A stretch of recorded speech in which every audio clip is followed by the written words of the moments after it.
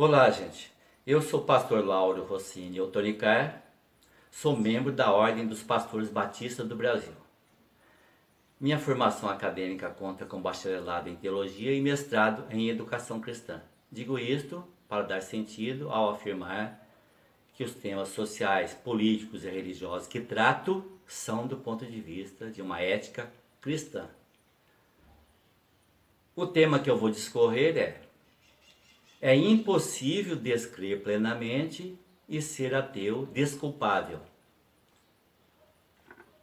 Nós, os cristãos, podemos dizer com segurança que Jesus Cristo é Deus e citarmos algumas referências bíblicas como fundamento dessa nossa afirmação.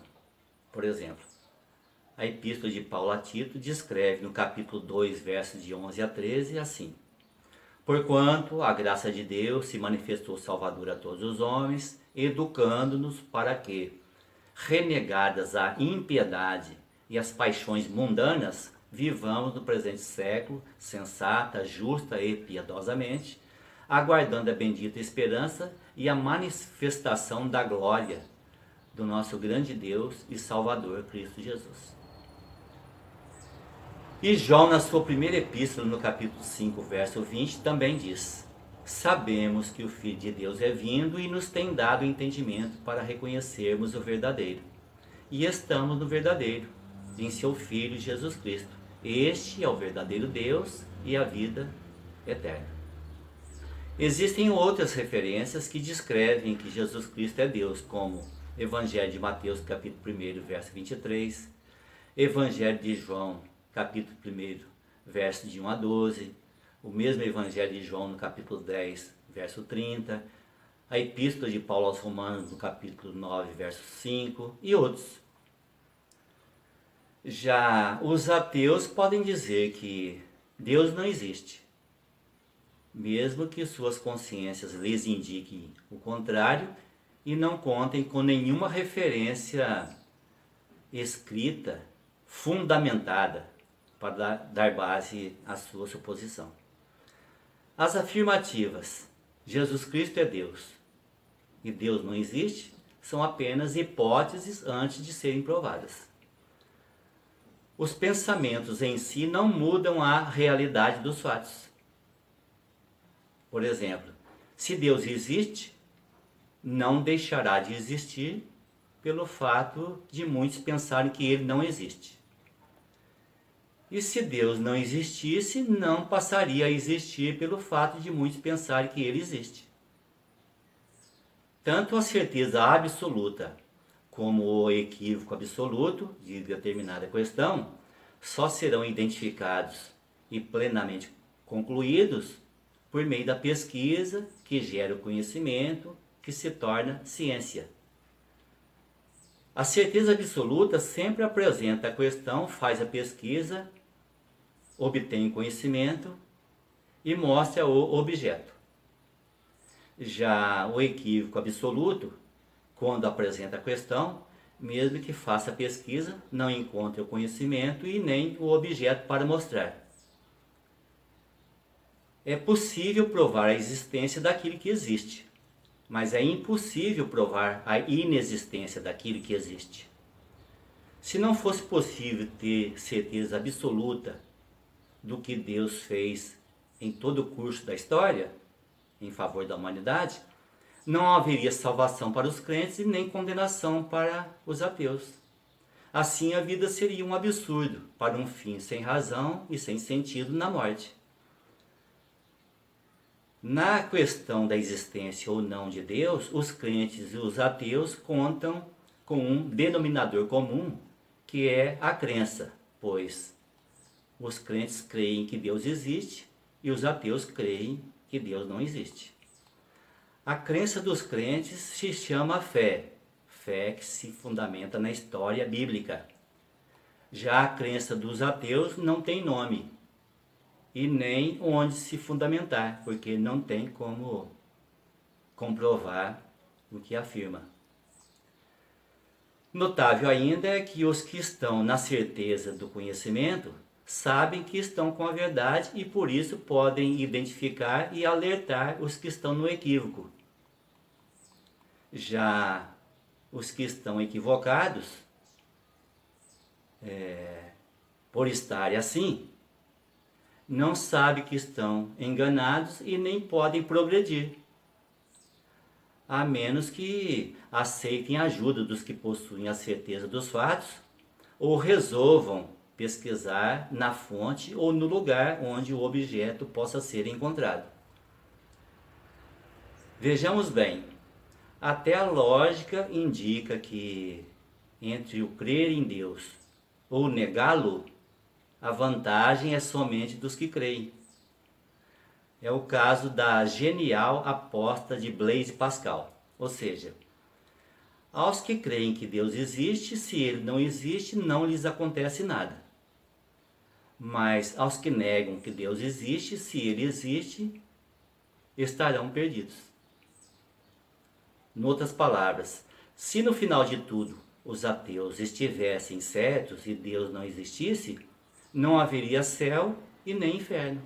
Portanto, ninguém ganharia e nem perderia nada.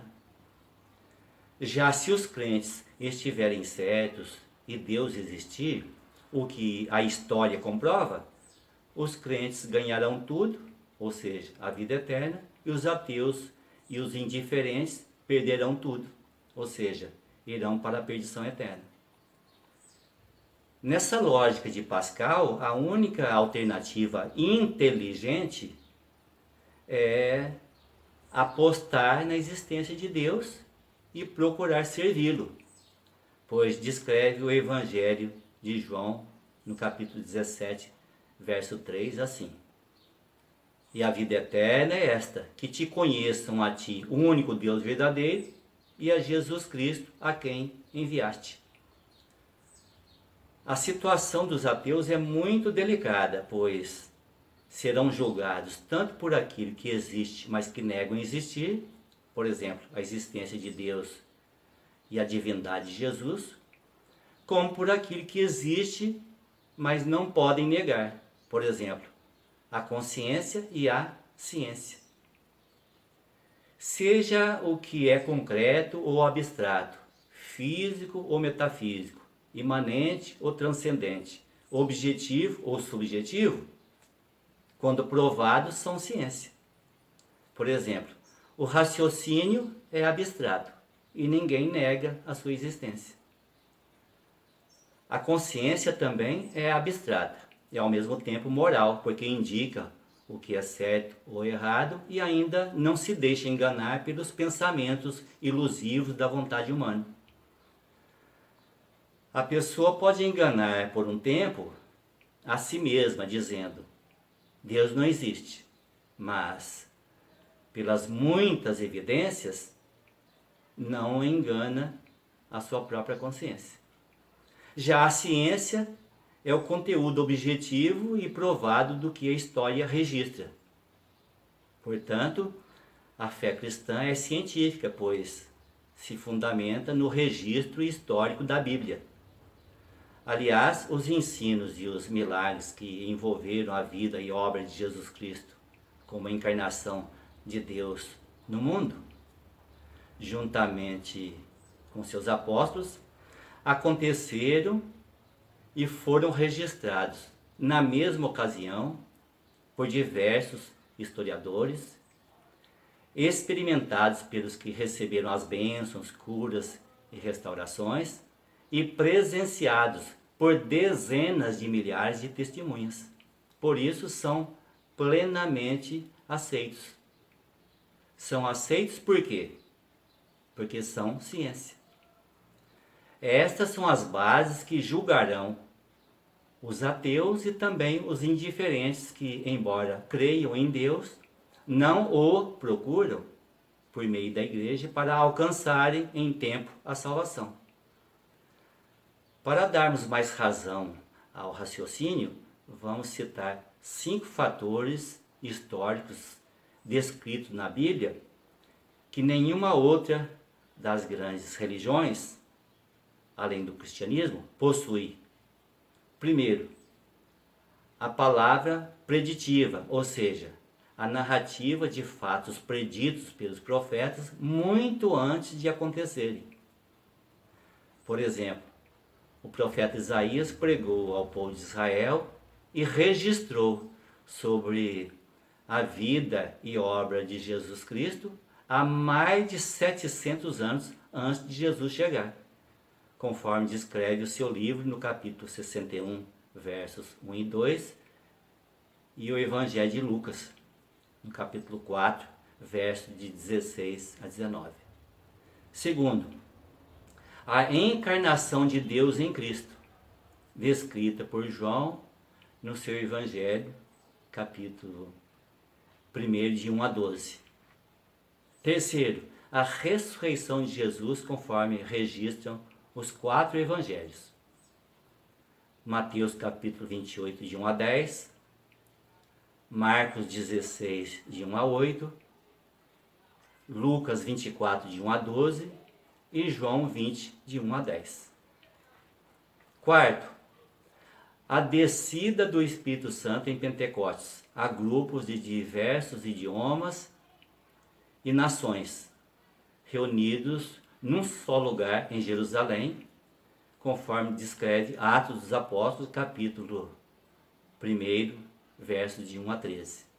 E quinto e último, a ascensão de Jesus Cristo ao céu, na presença de seus discípulos e 2 anjos de Deus, conforme descreve também Atos dos Apóstolos, capítulo 1, versos de 6 a 11. Por fim, pela consciência e pela ciência, não há quem não possa crer em Deus e seus propósitos. Infelizmente, há muitos que não estão querendo crer por não saberem das consequências que terão. Porém, é impossível descrer plenamente e ser ateu desculpável. O profeta Jeremias descreve no capítulo 29, verso 3 de seu livro, o que Deus lhe disse: buscar-me-eis e me achareis quando me buscardes de todo o vosso coração. Gostaria que vocês nos ajudassem a divulgar este vídeo, no propósito de conscientizarmos da importância de se buscar o conhecimento para que a vida se revista do verdadeiro sentido e razão. Inscrevam-se no canal. Nós agradecemos pela gentileza. E que a graça do nosso Senhor e Salvador Jesus Cristo seja com todos os que temem a Deus.